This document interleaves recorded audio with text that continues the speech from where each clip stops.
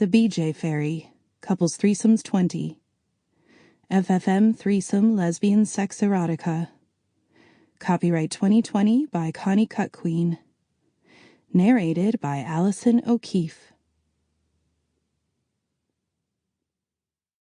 The BJ Fairy, Couples Threesomes 20. Another one, my husband said, studying the paper from his chair at the kitchen table. Close by? I asked. A couple of miles away. Same victim profile. White, middle 30s, married male.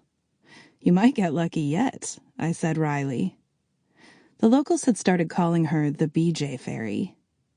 The newspaper's descriptor of jewel thief didn't exactly get the point across, especially since she never actually stole anything. It began with sightings and break-ins, but slowly the cases mounted. With a spat of forced entries and nothing reported missing, the police were understandably confused. Even the term forced entry didn't quite fit the bill.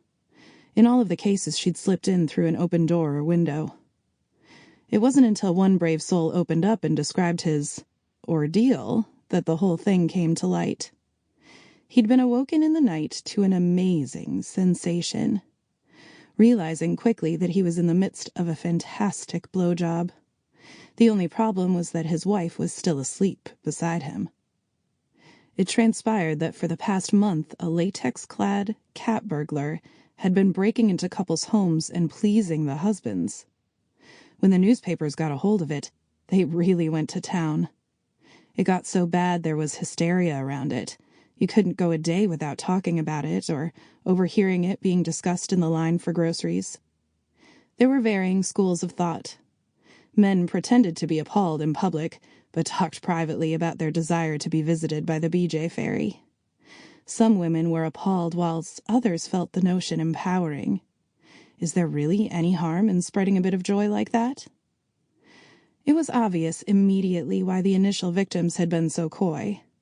Not many guys out there would want to admit to being awoken by the greatest blowjobs of their lives while their wives or girlfriends slept soundly beside them. Guys can be dumb, but they're smart enough to know that they should at least act mortified. As one by one they started to confess, the true nature of the break-ins became more and more apparent. Housewives would arise from a night of slumber to find their back doors ajar or their windows open. They'd walk to the bedroom to confront their husbands, only to be met by their embarrassed, shame-filled faces. Nothing even needed to be said. The BJ Fairy had been. "Are you still crossing your fingers?" I asked. Sample complete. Ready to continue?